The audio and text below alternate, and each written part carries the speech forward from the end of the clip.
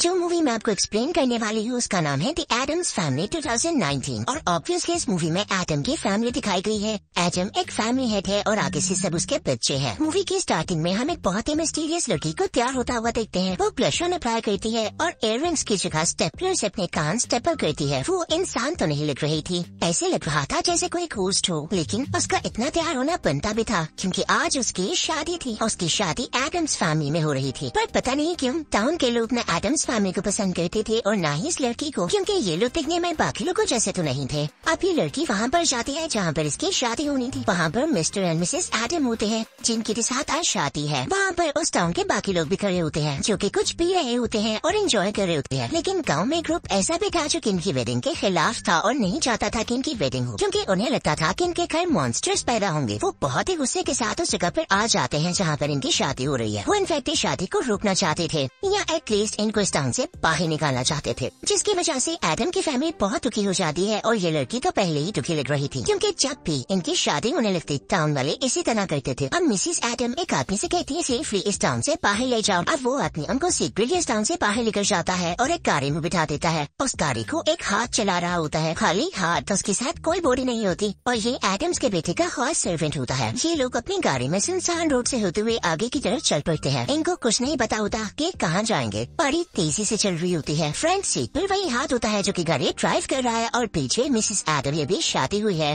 कि तभी उनकी गाड़ी से कोई आदमी टकरा जाता है। वो आदमी भी काफी क्रीपी होता है पर होमलेस होता है। एडम का बेटा सोचता है कि हमारे पास कोई सर्वेंट नहीं बचा, हम सब कुछ वहीं छोड़ रहे हैं, तो क्यों ना इसको अपना सर्वेंट बना लिया जाए। हम जहाँ रहेंगे इसको भी साथ रख लेंगे। गाड़ी थोड़ा ही आगे जाती है कि वहाँ पे कोई एसाइलम आता है। वो काफी सालों से बंद पड़ा हुआ था, उसमें कोई रहता भी नहीं था। तो एडम उसकी वाइफ को एक आइडिया आता है कि क्यों ना यहाँ पर रहकर इस जगह को दोबारा से आबाद किया जाए, यानी इस जगह में जान लौट आए। वो डिसाइड करते हैं कि इस एसाइलम को हम अपना घर बनाएंगे और वहाँ से वो लोग एसाइलम का बोर्ड हटाकर एडम्स फैमिली का बोर्ड लगा देते हैं। सर्वेंट भी इनके साथ रहने लगता है। अब यहाँ पर सीन कट हो जाता है और हम कुछ सालों बाद का सीन देखते हैं। इनके घर में बड़ी बड़ी फैमिली पिक्चर्स लगी होती हैं जिनसे हमें ये पता चलता है कि एडम्स फैमिली में तो और मेंबर्स आ चुके हैं जो कि इस कपल के बेबीज हैं। एक बेटी है और एक बेटा। बेटा जिसका नाम पर्सली है वो काफी शरारती है और नए नए काम करता रहता है, जबकि फिटनेस जो इनकी बेटी का नाम है वो काफी उदास रहती है क्योंकि वो चाहती है कि वो अपने इस पुराने से घर से बाहर निकले और बाहर की दुनिया को देखे। लेकिन उसके पेरेंट्स उसे मना करते हैं कि बाहर की दुनिया खतरनाक है, क्योंकि वो जानते थे कि उन्हें कितने क्रिटिसिज्म का सामना करना पड़ता था। लोग समझते थे कि इनके घर मॉन्स्टर्स पैदा होंगे, तो कहीं वो इनके बच्चों को मॉन्स्टर समझकर मार न डालें। इस वजह से ये लोग अपने बच्चों को अपने घर में छुपा कर रखते थे, पर उनसे प्यार भी बहुत करते थे। अब इनके घर में एक मैजिकल ट्री था जो कि मूव कर सकता था। बच्चे जब सो कर उठते तो इसी पर बैठ जाते थे, या जब सुबह होती और इनके उठने का टाइम होता तो यही तरफ इन बच्चों को उठाया करता था। वेडनेसडे को ये चीज बहुत फील होती थी कि उसका कोई दोस्त नहीं है और वो हमेशा अकेली रहती है, जबकि उसका भाई है। उसके माइंड में तो पीस नाम की चीज ही नहीं है। उसका ध्यान बॉम्ब्स की तरफ है और वो मॉडर्न तरीके जानना चाहता है कि किस तरह से लड़ाई सीखी जाए। उसके फादर अगर इसे स्वर्ड चलाना सिखाते हैं तो अपने फादर से ये कहकर मना कर देता है कि पापा अब कौन सीखता है स्वर्ड चलाना, आजकल तो लोग नए नए वेपन्स और बॉम्ब्स का यूज करते हैं।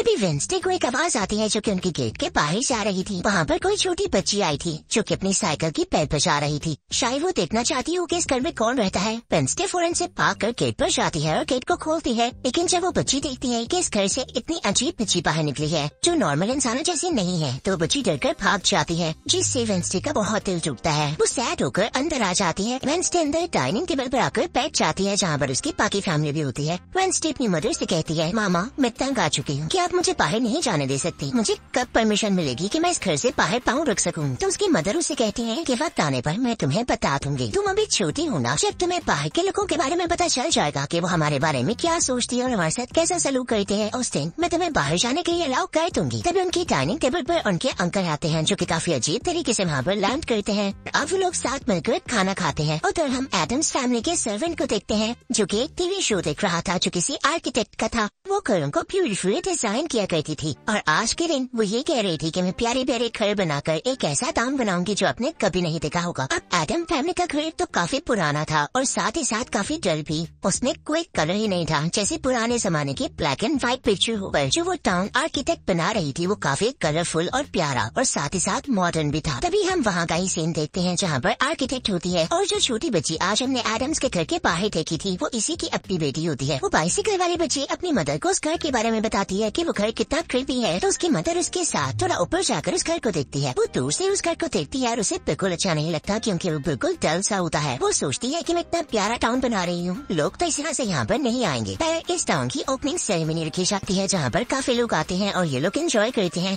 और बैलून्स भी उड़ाते हैं। तभी एक बैलून उड़ता उड़ता एडम्स के घर के पास आ जाता है। वेडनेसडे जो बाहर ड्रिल्स बनाकर खेल रही होती है उस बैलून को पकड़ लेती है और अंदर लेकर आती है। उसकी फैमिली उससे पूछती है, बेबी ये बैलून कहाँ से लाई हो? तो वो बताती है कि मैंने बाहर से पकड़ा है, लगता है यहाँ पर कोई आया है। मैंने सुबह एक बच्ची को भी देखा जो कि काफी मॉडर्न लग रही थी। तो उसकी मदर उससे कहती है, ऐसा ना हो कि कोई आए, हम अकेले रहना चाहते हैं, हम लोगों के बिहेवियर से तंग आ चुके हैं, हम नहीं चाहते कि कोई हमारे आस पास भी आए। पर वेडनेसडे के फादर कहते हैं, चलो बाहर जाकर देखते हैं कि कौन आया है। वो लोग जब बाहर आकर देखते हैं तो पहाड़ से नीचे फहीद टाउन होता है जिसकी न्यूज टीवी में आ रही थी। उसी आर्किटेक्ट का टाउन। एडम बहुत खुश होता है और अपनी फैमिली से कहता है कि हम कुछ देर में उस टाउन में चलेंगे। पर सारी फैमिली ड्यूटी होती है क्योंकि आज तक उन्हें कोई अच्छा नहीं समझता था। पता नहीं टाउन वालों का कैसा बिहेवियर हो। बिना ज्यादा कुछ सोचे समझे वो लोग वहाँ पर चले ही जाते हैं। पर जिस बात का डर था वैसा ही होता है। उस टाउन के मॉडर्न लोग उन्हें घूरने लगते हैं जैसे पता नहीं कौन से लोग उनके टाउन में आ गए हों। जिस बात की वजह से वो लोग पहले तो अनकंफर्टेबल होते हैं, लेकिन अनमासूम लोगों को भी इस चीज की आदत हो चुकी थी। उन्होंने आज तक किसी का बुरा नहीं किया था, फिर भी लोग उनके साथ इस तरह से करते थे। कुछ बच्चे डांस कर रहे होते हैं और फिर ये लोग एडम की फैमिली से मिलते हैं। लेकिन जब एडम अंकल एडम से मिलने लगता है तो उसके कोट में से अजीब सी चीजें बाहर आती हैं, जिसे देखकर वो बच्चे डर जाते हैं और भागने लगते हैं। लेकिन तभी वहाँ पर वो फीमेल आर्किटेक्ट आती है और उनसे कहती है, आइए आइए मेरे टाउन में आप लोगों का वेलकम है। एडम्स फैमिली उनसे मिलकर काफी खुश होती है। अब वो फीमेल आर्किटेक्ट इनसे कहने लगती है कि मैंने आप लोगों का घर देखा है, लेकिन अगर आप लोग बुरा न माने तो मेरे टाउन के साथ मैच नहीं करता, काफी डल है। तो अगर आप लोग चाहें तो मैं आप लोगों के घर को बदल सकती हूँ और बहुत प्यारा और मॉडर्न बना सकती हूँ। लेकिन वेडनेसडे और पर्क्सले की मॉम कहती हैं कि नहीं, हमें अपना घर इसी तरह से पसंद है। पर उसके हस्बैंड कहते हैं कि कोई बात नहीं, आप हमारे घर आ सकती हैं और देख सकती हैं। इनफैक्ट वो खुश हो रहा था कि पहली बार उन लोगों से किसी ने अच्छे तरीके से बात की।